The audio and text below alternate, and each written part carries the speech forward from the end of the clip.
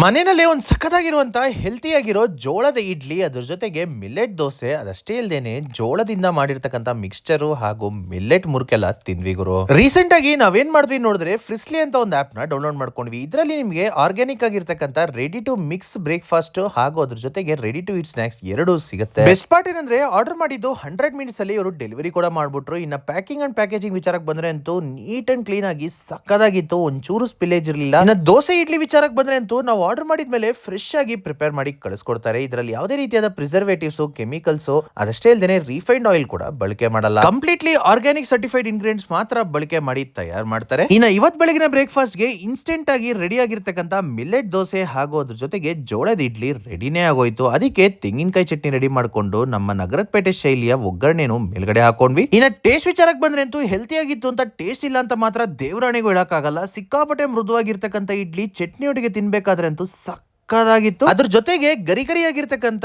ದೋಸೆ ಕೂಡ ಅದ್ಭುತವಾಗಿತ್ತು. ಅದಷ್ಟೇ ಇಲ್ದೇನೆ ಇವ್ರ ಹತ್ರ ಆರ್ಗ್ಯಾನಿಕ್ ಸ್ವೀಟ್ಸ್, ಬಿಸ್ಕೆಟ್ಸ್, ಸ್ನಾಕ್ಸ್ ಹಾಗೂ ಐಸ್ ಕ್ರೀಮ್ ಕೂಡ ಸಿಗತ್ತೆ. ಹೈಲಿ ರೆಕಮೆಂಡ್ ಮಾಡ್ತೀನಿ, ಡೆಫಿನೆಟ್ಲಿ ಒಮ್ಮೆ ಟ್ರೈ ಮಾಡಿ.